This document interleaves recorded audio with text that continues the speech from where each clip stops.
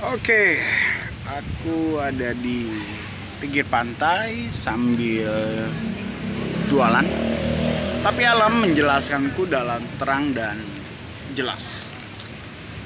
Ini tentang AI, Artificial Intelligence, ChatGPT, dan kemampuan yang serupa dengan kumpulan 8 miliar manusia dijadikan satu lawan dengan pemahaman saya diversuskan. Jadi artinya seluruh pemikiran 8 miliar orang di sisi chat AI, chat GPT melawan saya dengan logika saya.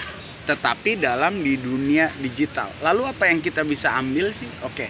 Yang pertama adalah kita akan pakai pola sakit dan sembuh. Wah, pola sakit dan sembuh itu apa? Pola sakit dan sembuh adalah pola menyuruh kepalsuan itu jalan duluan. Ngepur kalau bahasa dalam sebuah kompetisi adalah ngepur. Pur aja dulu, gas, pur.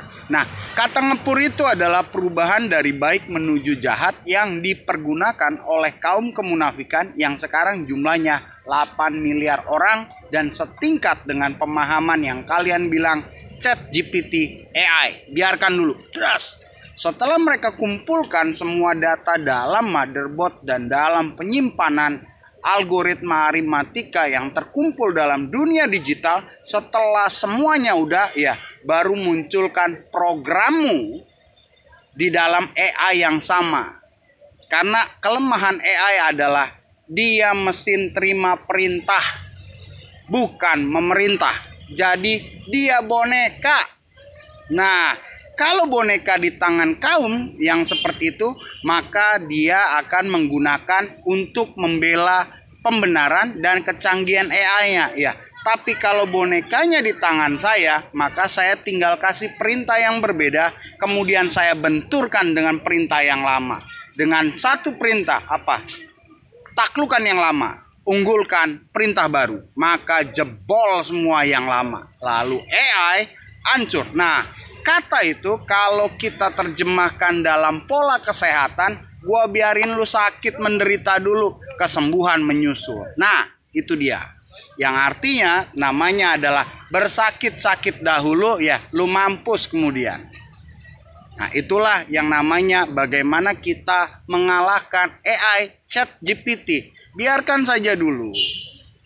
Setelah kurang lebih 5-10 tahun, nah saya baru ngajak Nokia. Nokia silakan pakai ChatGPT karena kumpulan dari pandangan yang semakin berkembang, tapi di titik kemunafikan yang beroperasionalnya hanya sebagai boneka atau puppet daripada kekuasaan dan kerakusan menguasai. Begitu udah selesai, gandeng Nokia, pakai ChatGPT, kemudian keluarkan program, dengarkan perintah yang terbaru, yang kemudian gulung saja yang lama. Begitu gulung yang lama, maka terjemahan yang lama itu akan ditelan.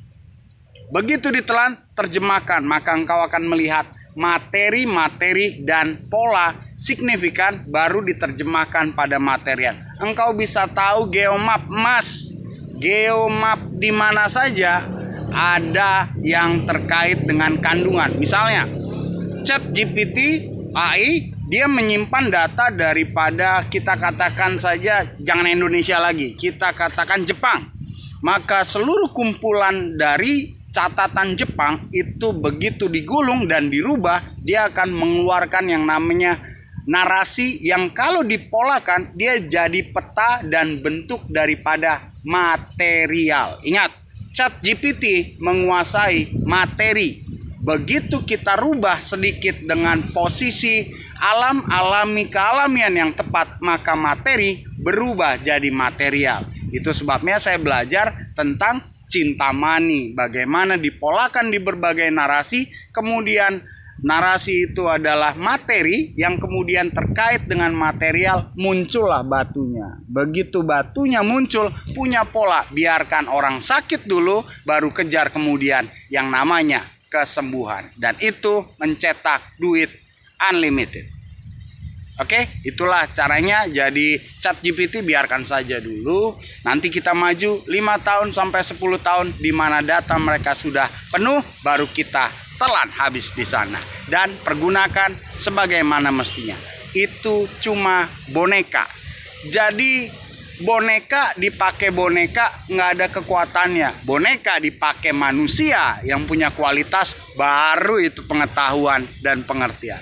Salam akal sehat dari manusia, memanusiakan manusia untuk tujuan manusia.